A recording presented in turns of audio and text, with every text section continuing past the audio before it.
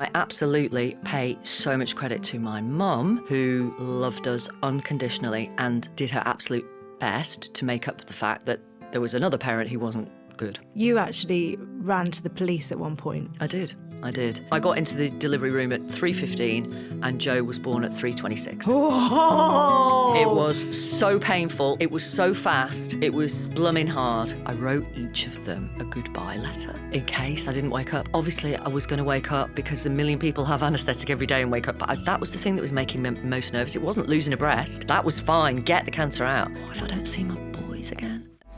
Hello and welcome to a brand new episode of Happy Mum, Happy Baby, the podcast. Today's guest is a journalist, a broadcaster, a newsreader. She is the host of Newsnight. She also has two podcasts, Ukraine Cast and Then Came Breast Cancer. She's also my friend, having met in the castle in 2020. She's also got two boys, Oliver and Joe. Today's guest is Victoria Derbyshire. Hello, G. How are you? I'm good. You're so nervous. Honestly, it's so bizarre, the tables being turned. So I am sitting in the guest chair. Yeah. And you are going to chat to me and ask me questions. And I'm not used to this. I feel nervous asking you questions though, because I'm used to seeing you really needling people that need a little bit of needling. You know what I mean? And I love it when you do it. Like seeing you. Well, having just gone through an election campaign, which I've loved as a journalist. I love covering an election, and obviously there are loads of politicians and voters to chat to and interview. Yeah, I've absolutely loved it. Yeah. And now we're in a whole new phase, Yeah. politically. Let's talk about your childhood. Where did you grow up? I was born in Bury in Lancashire, and we lived there for a bit, and then I grew up in Rochdale, another Lancastrian industrial town. And I'm the eldest of three. Yeah. There's my brother Nick, who's 2 years younger, and then my sister Alex, who's 2 years younger than him. And we had a lovely middle-class life. What was going on behind closed doors was rather different, in that my mum was amazing. She's still here, thank goodness. She nurtured us, she loved us, she cared for us. She was our primary school teacher. And she taught you as well, didn't she? She did. Unfortunately, my father, her husband, was not great, to put it mildly. He could be violent, and he was physically abusive to all of us, to my mum, to me, my brother and my sister. So that was going on in the sort of 70s and 80s as we were growing up. And we didn't know the phrase domestic abuse. We didn't. Did you know that it wasn't normal? That it wasn't happening in every house? I did, but it was normal for us. Yeah. But I knew that my best friends at school had dads that were great, that were loving and non-hostile and non-aggressive, and that would take them to parties and pick them up, and we didn't have that. But that was our normal. And I absolutely pay so much credit to my mum, who loved us unconditionally and did her absolute best to make up for the fact that there was another parent who wasn't good. Yeah. You actually ran to the police at one point. I did. I was about 12 or 13, and my father had locked my mum in their bedroom, and I could hear that he was beating her. And honestly, I thought, oh God, he might kill her. And the reason that I ran to the police station is because our landline had been cut off because he didn't pay the bill, which I now know is another way of somebody trying to isolate the family from the outside world. So I had to run to the police station. I reckon it was about 1.5 miles, 2 miles. Ran in and was out of breath, and there were, as far as I remember, 2 male police officers there, and I said, please, you've got to come quick. My dad's hitting my mum. And then I went back home myself. They didn't put me in a car and drive me home. So I went back home. 2 hours later, they arrived, knocked on the door. My father answered the door, and he said, good afternoon, officer, how are you? Charming as you like, invited him in for a cup of tea. I'm standing in the background thinking, okay, you need to talk to me or my mum. And that didn't happen. And he left. And as he was leaving, my father said, who went to the police? He knew it was me because I was the oldest and the boldest. And then he hit me. And the police officer heard that commotion, came back, still didn't do anything. Now, I've learnt so much about domestic abuse over the years. I've been drawn to covering those kind of stories and interviewing people who have experienced it. And I know lots of police officers, and they have progressed so much in the way they deal with domestic abuse over the decades.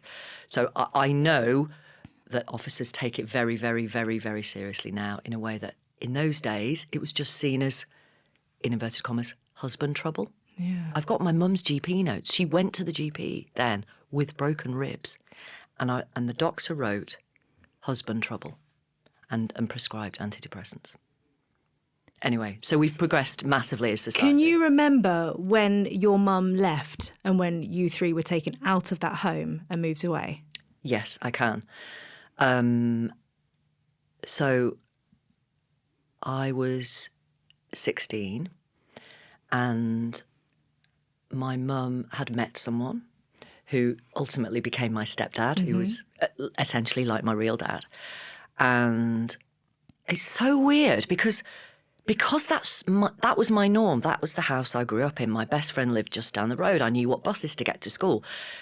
My Des, who became my stepdad, said, he's a Yorkshireman. He's not alive anymore, sadly. But he said, right, I love your mum. I'm gonna take her away, and we want you to come. And if you don't want to, I understand. But we love you, and we want you to come with us. So I had to make this decision, which sounds so weird because I was in a house where there was a horrible man, but he was treating me as an adult. And so I'm like, oh God, too right, I'm coming.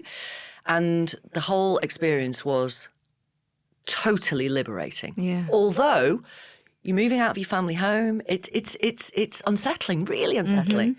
And then we rented a house, and then the second sort of chapter of our lives began. It must have felt like a massive thing to see your mum being treated with love. Oh my from God. another adult compared to... I could not believe it. I remember... So this is... I don't know if this is too much detail. So my mum and Des totally fell head over heels in love.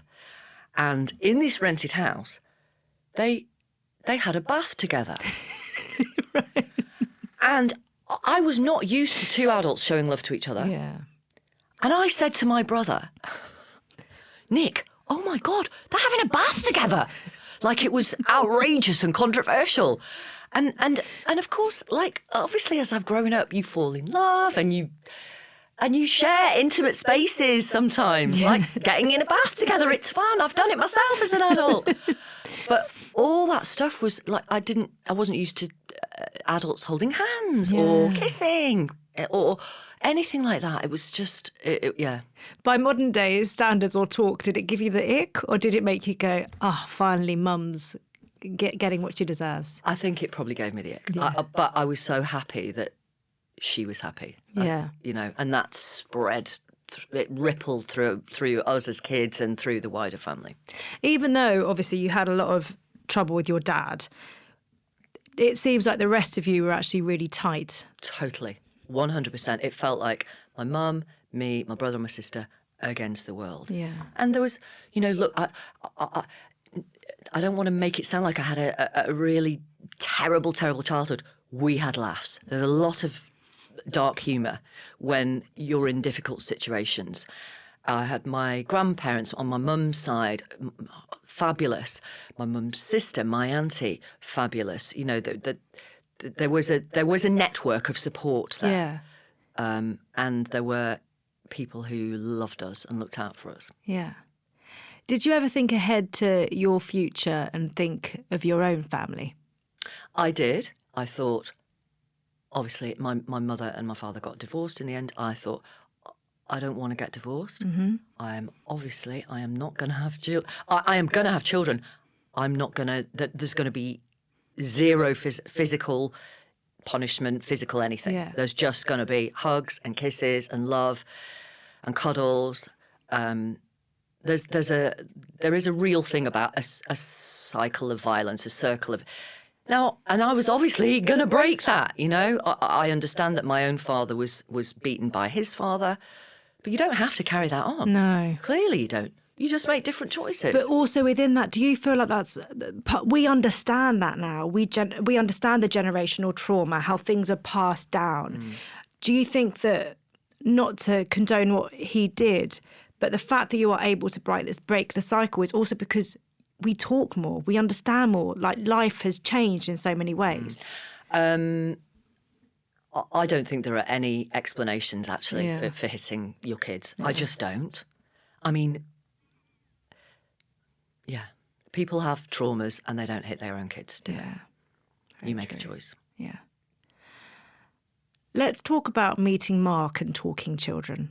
Mm-hmm. Was that a conversation that happened quite quickly in terms? Yeah, it was, because I'd been engaged to someone for 12 years. Did I tell you about this in the castle? I actually can't remember if we discussed this. But anyway, I was engaged to someone for 12 years and we eventually split up. So I was, 32-ish then? I can't remember, 31. And I knew it was the right decision, and we split. It was upsetting, but we split amicably. And then you have that thought, oh, you know, I might not meet anyone, but I knew I wanted to have children. Eventually, Mark and I fell in love, and it was an early conversation. Okay, do we want to make this work? Because if we do, this is me speaking, I would like children, and he's like a little bit older than me. And if you don't want, he had a daughter already, if you don't want more children, that's completely cool, but tell me now, and this ain't carrying on. Yeah. Like, it wasn't a threat or an ultimatum. It was just, let's be grown-ups, let's have a serious conversation. And he was totally up for it. And so that's what happened. Did you have to factor in like where you were career-wise at that point? No. Because I thought I can have my career. I was working at 5 Live. I was presenting the breakfast show then. I absolutely loved it. And I just thought, I you know, it was that sort of invincibility of, right, you can do whatever you want. You can do anything. You can do everything. Yeah. Do anything and do everything. So how was falling pregnant with Ollie? It was gorgeous. It was absolutely gorgeous. I had a miscarriage first. We had a miscarriage first. That was very upsetting. I'm a talker. I talk about everything. Yeah. I'm really open. Maybe it's partly because of, you know, the way I was brought up, and we talked to my mum about all the crap that was going on in our family. That was one thing I couldn't talk about for about 5 years. Really? It was so odd. So the court, you know, Mark phoned my family. You know, I told them like 8 weeks pregnant, whatever, and they were all absolutely overjoyed. I could not speak about it. So then it took a little bit longer to become pregnant again. Happily we did, and that was Ollie. And yeah, and my boys know that I had that miscarriage, and they fondly think, oh, what if that had been a sister? What if that, you know, what would you have called her? I know what we'd have called her. They would have liked a sister. But I feel like it doesn't matter when that miscarriage happens. It is always something that you think about. Like, my first pregnancy ended in a miscarriage, and it is that thing where it is a thing of what ifs. You know, what could have been. Yeah. And I also think that pain never quite leaves you. Like, that's you can feel that. And it's a really horrible way to start your mothering journey, to end in a loss, because I don't think you really think about miscarriage, you know, especially 20 years ago. Yeah. People really wouldn't have been speaking about miscarriage. Absolutely. And do you know what, G? I actually had the miscarriage on a plane, and I was just so sort of practical and pragmatic. It was like, well, this is happening now, and I'm going to work, and I just sort of carried on. Really? Yeah, it's absolutely bizarre. Do you feel like you gave yourself time to process it, or was it only after the boys arrived that you processed it? I don't know. I probably didn't give myself time to process things, because I just crack on with stuff. Yeah. And don't dwell and don't particularly analyse because I don't want to. Yeah. So I don't know. I actually have found it cathartic telling my boys about it. Really? And us discussing it as a family and what it was like and they're sort of really curious about what happened and gosh, what we might have had an older sister, brother, whatever, Anyway. Yeah. And how were your subsequent pregnancies?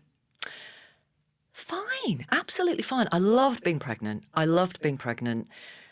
With Ollie, I ate loads of Battenberg cake. He loves Battenberg. I don't know if that's a real thing. I don't know if the cravings pass on. I've no idea. Joe was a very large baby, over 10 pounds when he was born. I know it was really painful. And also the second pregnancy, I was so chilled. I really thought, I really know what I'm doing. And the contractions started. Mark was at work. I was thinking, I'll be chilled, And then my friend came round to look after Ollie because I knew that I would be going to the hospital and I was in real pain. Right. And I thought, I'm going to have to get there really quick. Eventually, Mark got back. He was driving me to the hospital. I was saying, the baby's coming. I mean, literally the contractions were happening. We got to the hospital. It was Queen Charlotte's in Hammersmith in London. I could not get out of the car. I was in so much pain. Mark ran in. I was screaming. I remember this kind of like guttural sound that an animal would make. I was screaming. And I am not joking. There was a man on the pavement smoking a fag, looking at me, and I was screaming, and he did nothing. Then an off-duty nurse was walking by, and she was like, right, you need to breathe. So she got me to breathe properly. Guy comes out with a wheelchair, a nurse comes out with a wheelchair, midwife, raced me in. I was wanting it to be a water birth. Yeah. We go into that room. I'm like, have you got time to fill the bath? He said, there's no time for that, love. And literally I'm on four, hands and knees. And Joe, I got into the delivery room at 3:15 and Joe was born at 3:26. Oh! It was so painful. It was so fast. It was blooming hard. So my second was very much like that. It's almost that animalistic. Your body takes over and there's nothing you can do to stop it. Yeah. And because Ollie had an epidural and it was like a 20-hour, what do you call it? Labour? Labour. 20-hour labour. I thought, right, I'm going to do it all naturally. I don't want drugs. Just let's, so as I say, Joe's born at 3:26. By 7 o'clock that night, I'm back home having a glass of champagne with a little new baba upstairs. It was incredible turnaround. Massively different from the first time around. Massively different from the first time where, we were in the room overnight. Mark slept on the floor. Epidural. I couldn't really feel the contractions. Mark was encouraging me, come on. And in the end, they used forceps. Yeah. Having gone through that first time round, long labour, forceps, I always think is just the thought of it is slightly traumatic. Did you have any anticipation about going into the next labour? No. There was no anxiety. I was just happy to be pregnant again, happy to go through the pregnancy, happy to eat loads of food, put loads of weight on. And no, I was perfect. I loved it. I loved it, yeah. I feel like, obviously I can't now. I'm in my 50s. I haven't had a period since I had chemotherapy. I feel like I could have a baby now. Really? Isn't that mad? I love being mum of a newborn, yeah. Well, I was talking to someone the other day about how you wish you could go back and parent your baby again, have that baby for a day. Totally. Yeah. More than a day I'd have, yeah. Yeah, do it all again. Yeah. Can you remember meeting the boys? The first time holding them? Honestly, I can't really remember holding Oliver. Sorry, Oliver. Because he's 20, so it was 20 years ago and it was after a 20-hour labour. But I remember, Mark is 6'6", and I remember Mark, he's a great, tall, hulking, cuddly bear of a man. And Oliver, I remember Oliver looking absolutely tiny in his arms. With Joe, I remember introducing Oliver to Joe. We brought Oliver in and, gave him a present as this from the newborn. But honestly, no, not really. Sorry, Oliver. Sorry, Joe. I know. Like, I had that overwhelming feeling of love, and I thought before Joe was born, I thought, oh my God, I love Oliver so much. How am I going to have any more love for a second child? Yeah. And you just do, and it was immediate, So. And having had, experiencing that love towards your children, did it make you reflect even more on your childhood and kind of go, how? 100%. 100%. When Oliver was born, I thought, how could any adult, any parent, strike their own child? How could you do that? I know it sounds really obvious. Of course, I thought that as a teenager and somebody in their 20s. But when you've got your own... And you're feeling that love and that bond. Completely. You think, good God, what on earth? How on earth could you, Yeah. What were your recoveries like? Slow after the epidural and the forceps.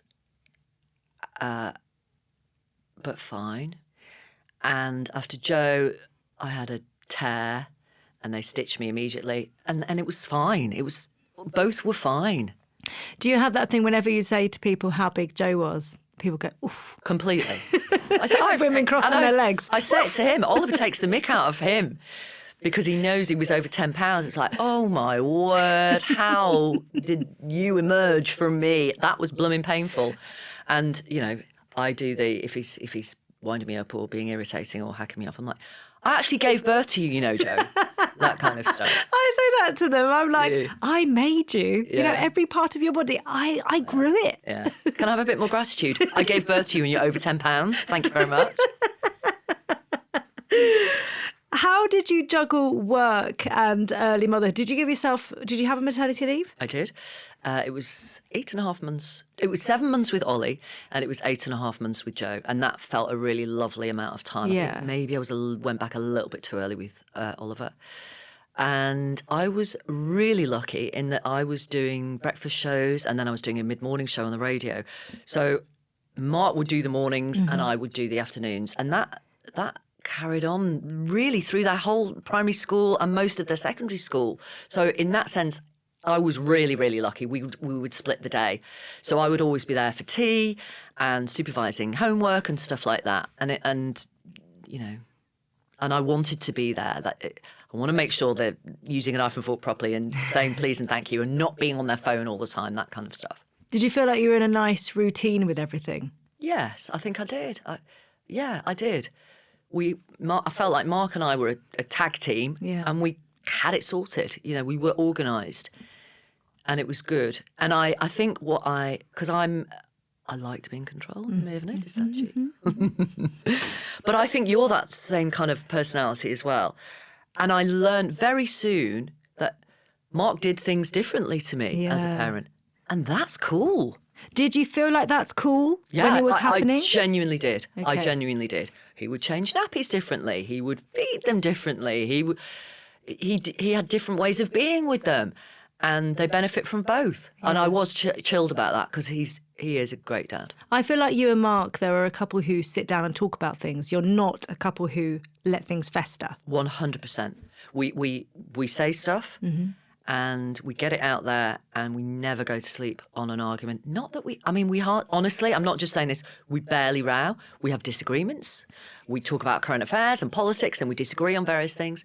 But we don't really row. Yeah.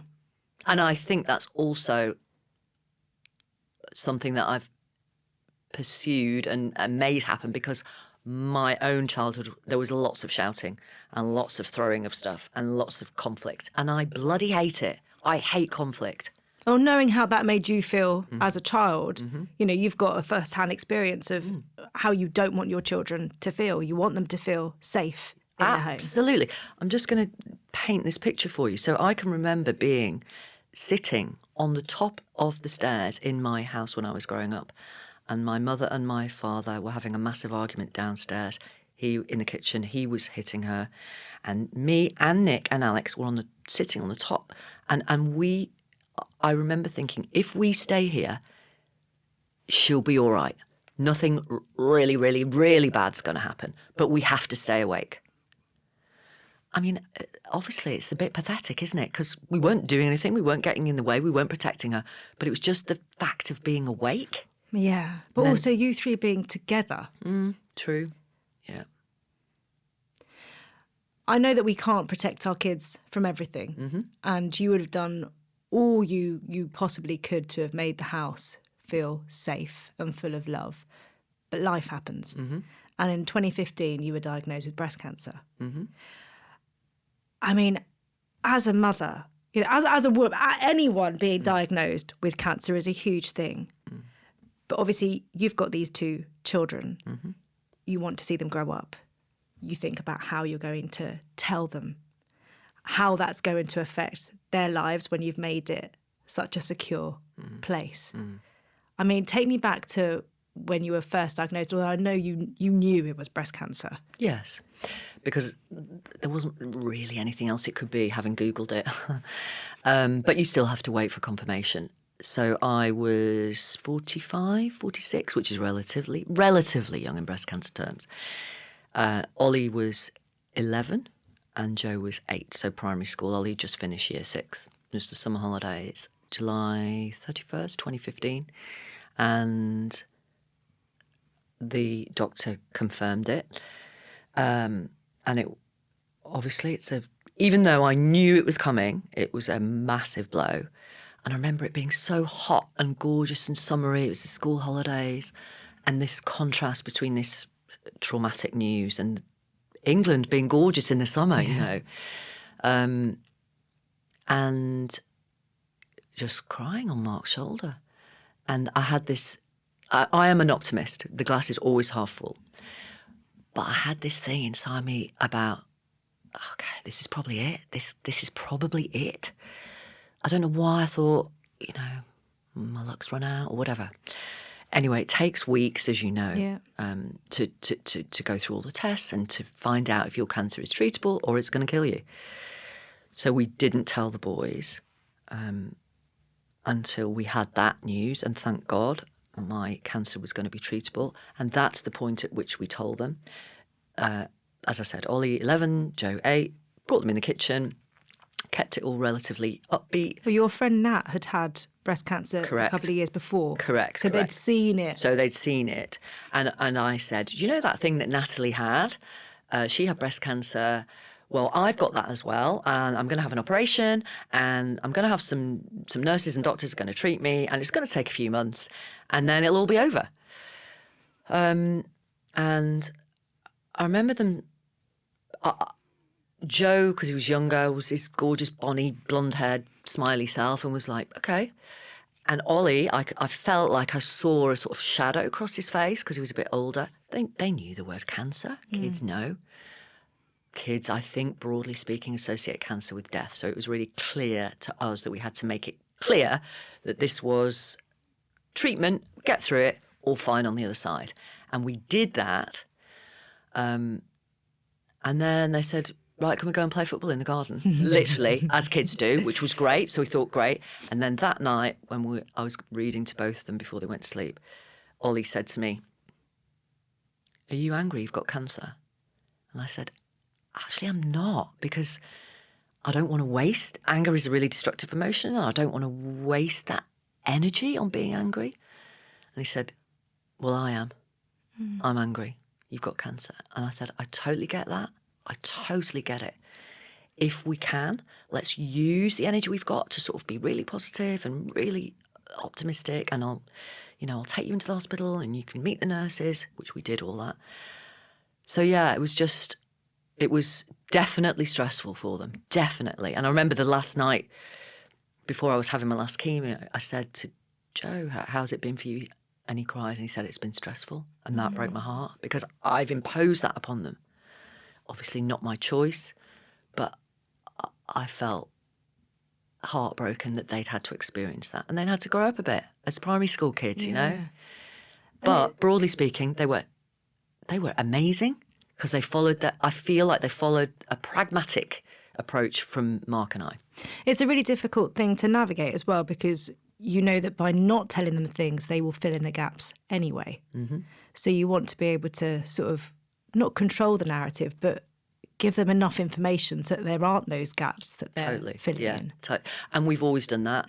We're open. We tell the truth. Mm-hmm.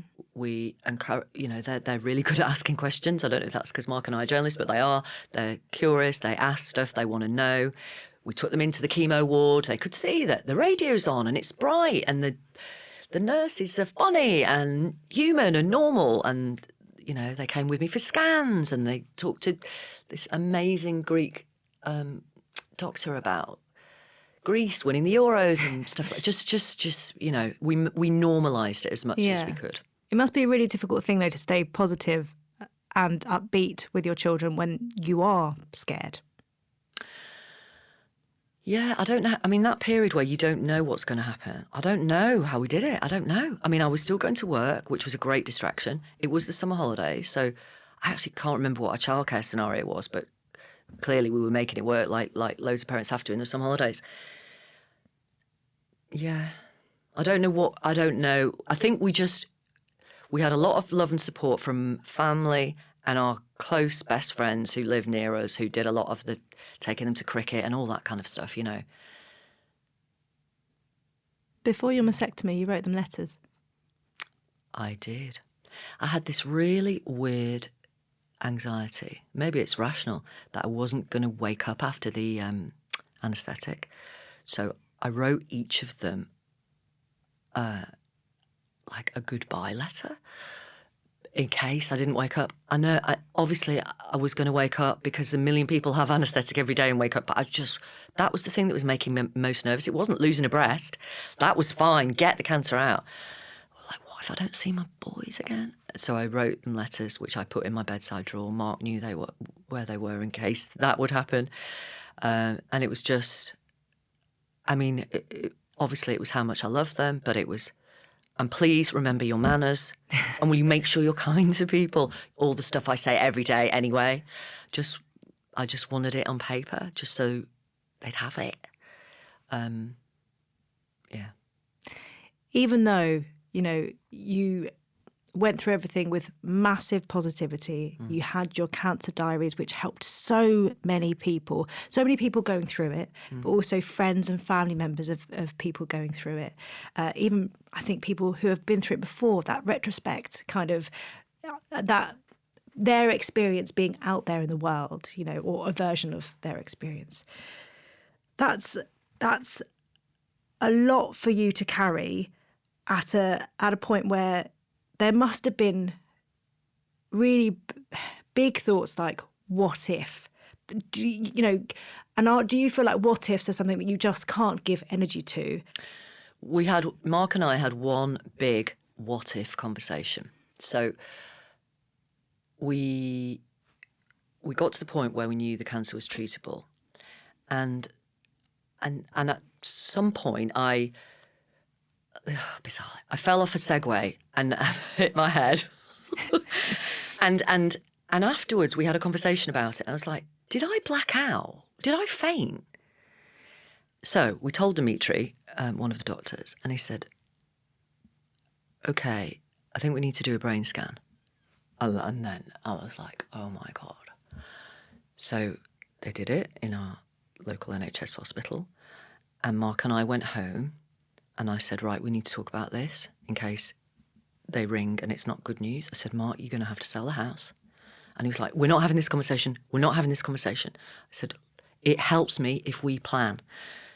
This is what you need to do.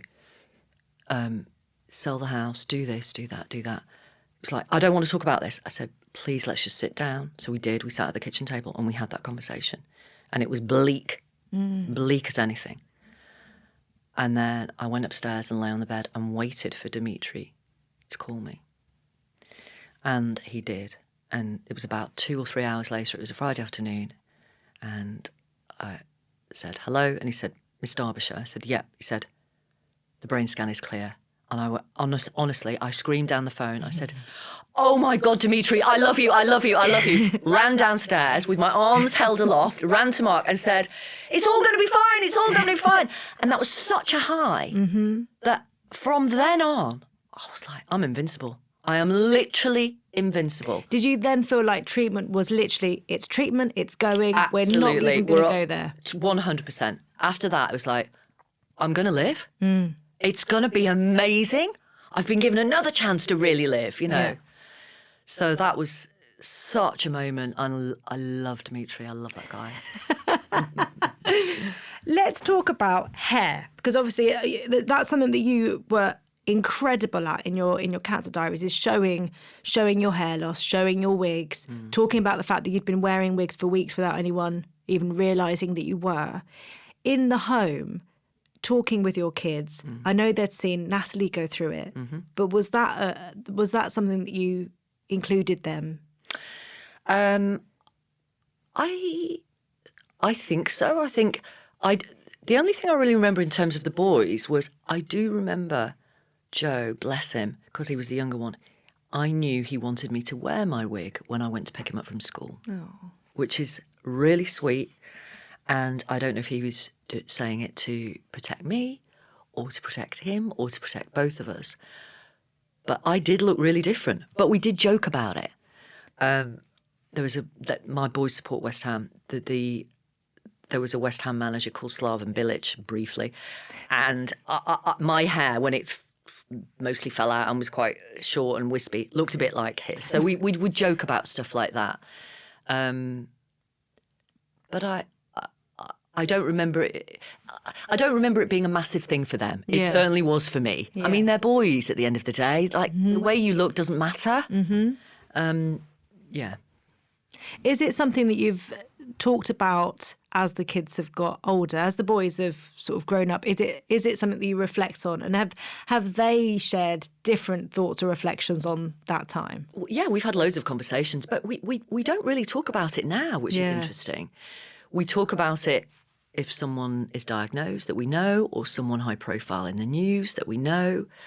I remember when Deborah James died, my oldest son came out. I was in the garden and he told me he knew she was a really vital figure and had campaigned and done all the work that she'd done on bowel cancer.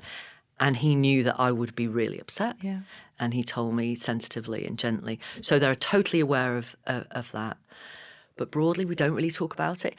I think we've talked about how it made them grow up a little bit quicker than perhaps they had to. But they say, you know, they say now, we took our lead from you two, which was, let's crack on. Yeah, absolutely. I'm so proud of the way they dealt with it. I am so grateful for their sort of pragmatic attitude and their love. But that's your mark. You can say that.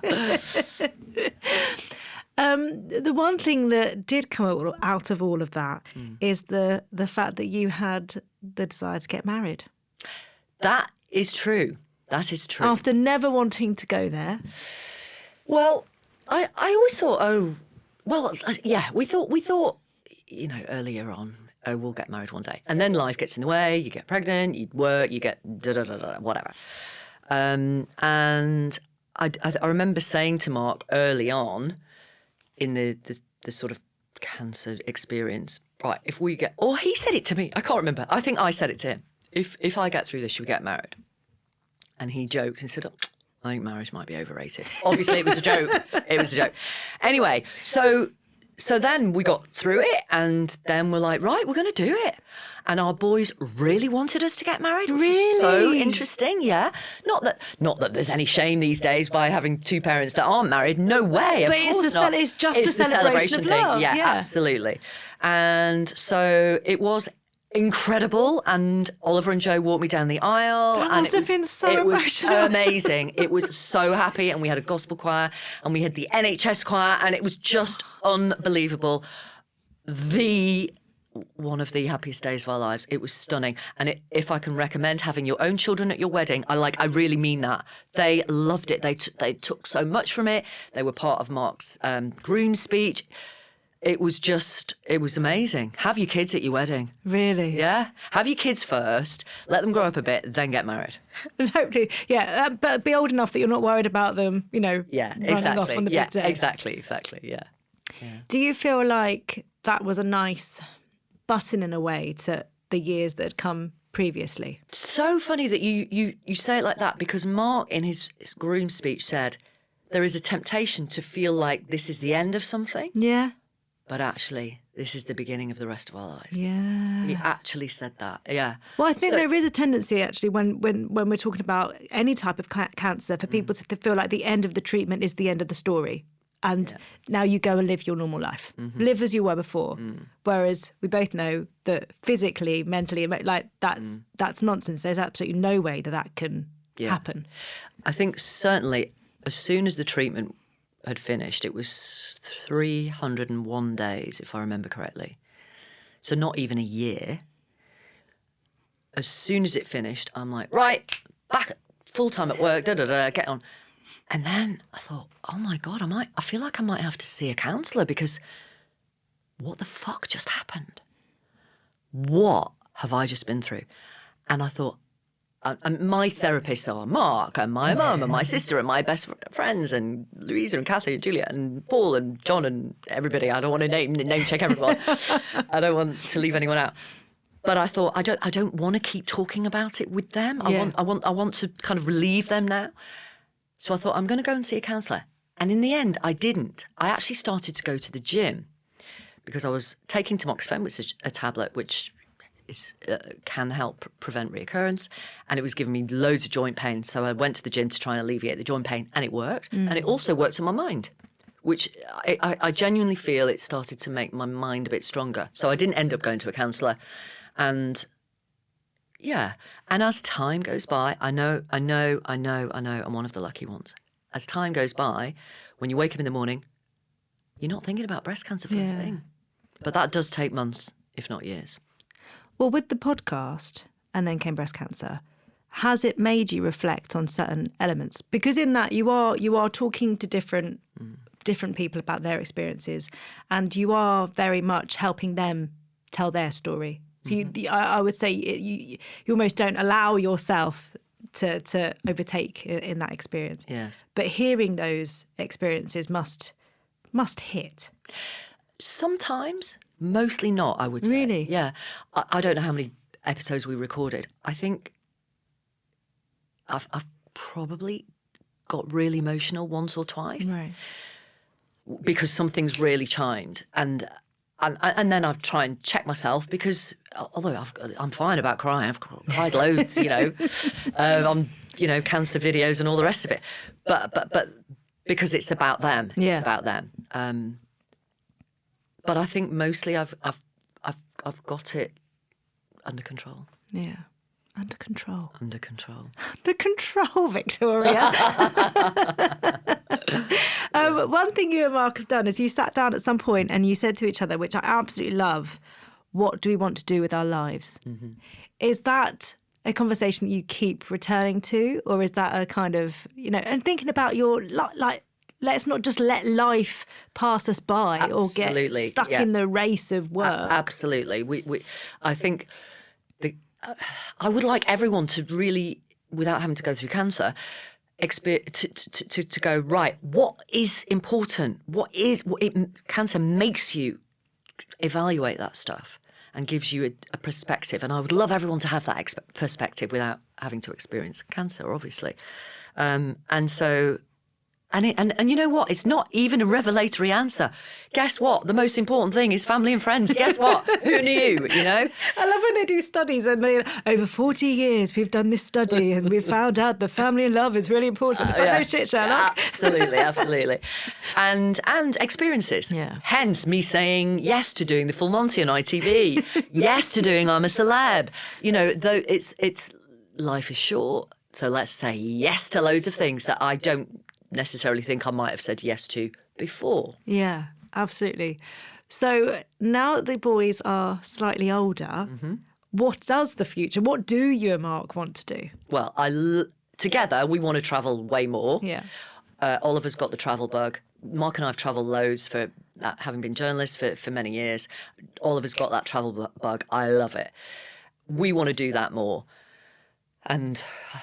we will, hopefully, at some point. I don't know. But I love work. Mark loves his work. He makes pods. I love presenting Newsnight. I love doing Ukrainecast. I love doing, and then came breast cancer. I love talking to people. I can't imagine ever scaling back. I mean, obviously, at some point that will happen.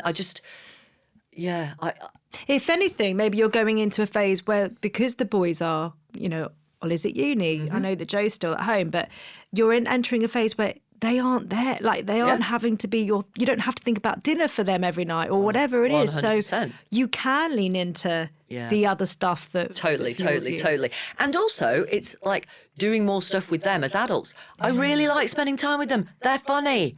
They make me laugh. They love their music.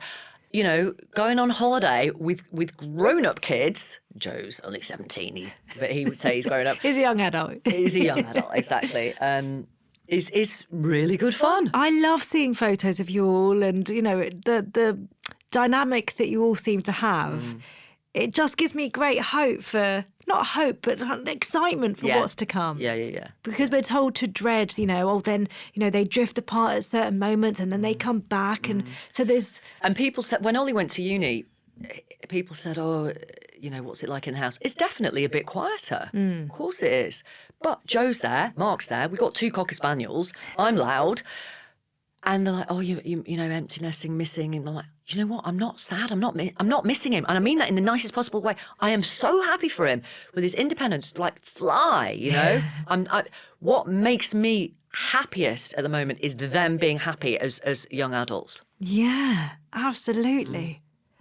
I mean, it must take quite a journey to get there, though, to get to this point. Well, yes. So I would say, as they were growing up, the biggest friction in our lives, and I know loads of parents say this, is the mobile phone issue. Yes. And how much time they're spent on and we were pretty disciplined. Like, our kids did not get a mobile phone until they got to secondary school and had gone through the first term without it. Really? I made them do that. That's how cruel and vile I am. So in year 6, they were the only kids who didn't have mobile phones. I just didn't want it. I didn't want that pressure and that hassle. Do you reckon part of that is doing what you do and being so aware as well? Maybe, perhaps. Also, there's a bit of me being really old-fashioned and going, I used to get 3 buses to secondary school without a mobile phone, and it's fine. Yeah. So maybe, it was a bit of both, I think. And then we were pretty disciplined. We put all the controls on. You're like, you can have 1 hour after school and that's it. Then you put your phone away and do your homework. And obviously they're clever and they get around the controls and all that sort of stuff. But that's the thing that has caused us definitely the most friction as they were growing up. And they were never allowed phones overnight. And they say now, as young adults, I'm so glad you didn't let us have the phones in our bedroom. And I'm like, oh my God, I thought you'd never say that. Why? He said, because we'd have been up all night. We'd have been exhausted. And Joe is 17 and he still has to put his phone on charge downstairs at night. And I'm really happy about that. And guess what? So is he. Yeah.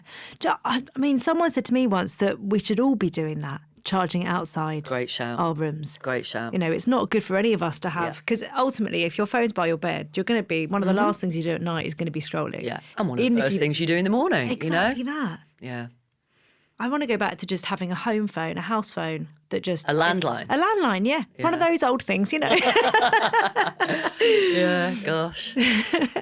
But it is, especially now with books like The Anxious Generation coming out, you do really parents have to think about what their kids are doing. And if that is a bone of contention, knowing why you're doing it is so important. Yeah, totally. But we've had big rows about mobile phone use and them always asking for more time, which kids do, and I get it, and me getting more and more irritated and, chucking a phone on the floor and that sort of stuff. Not great parenting, but just, getting to the end of my tether. So what happens in those moments of not great parenting, when you know that you're at the end of your tether, when you've got angry at each other, how do you go make steps to kind of, okay, let's just talk about this? Well, when they were little, I would just realise I'd been not a great mum.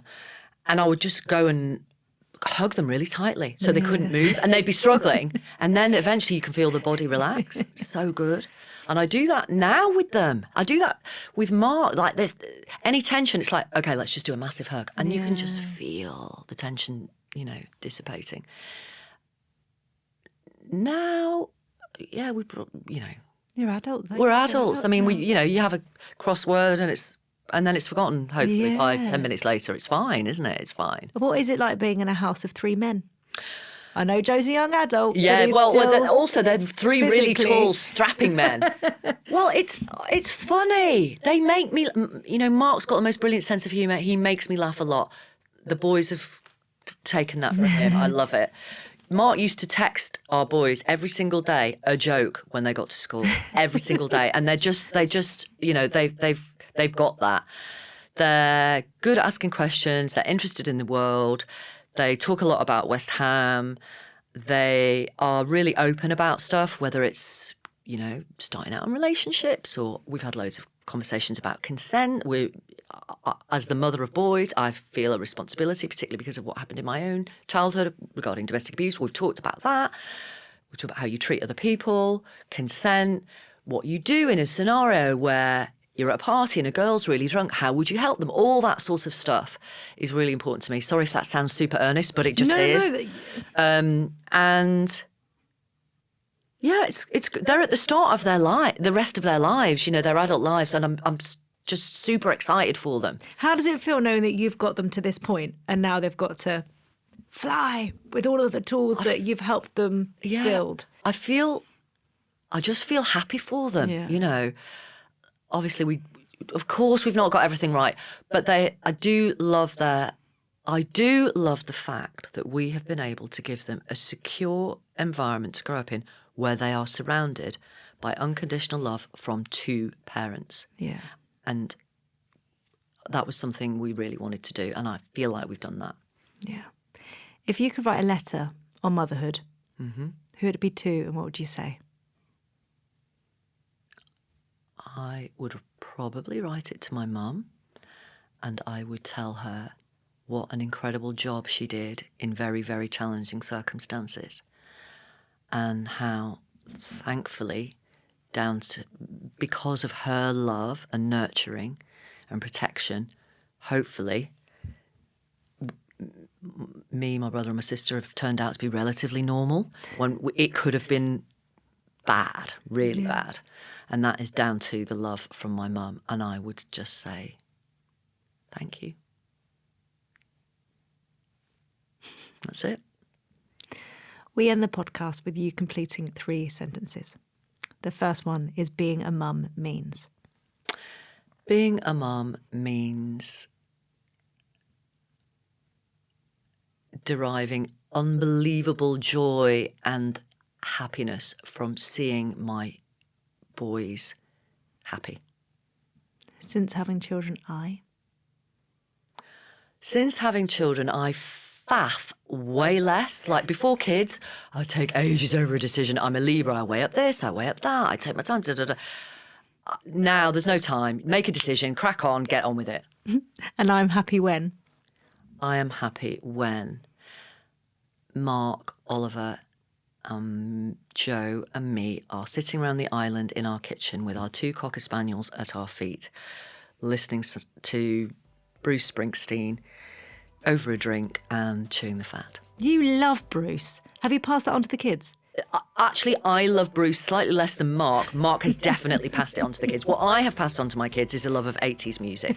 I fully approve. Yeah, good. Vic, thank you so much. Oh, thank you for having me, G. It's so lovely to talk to you, and thank you for making it easy. Thank you. Thank you.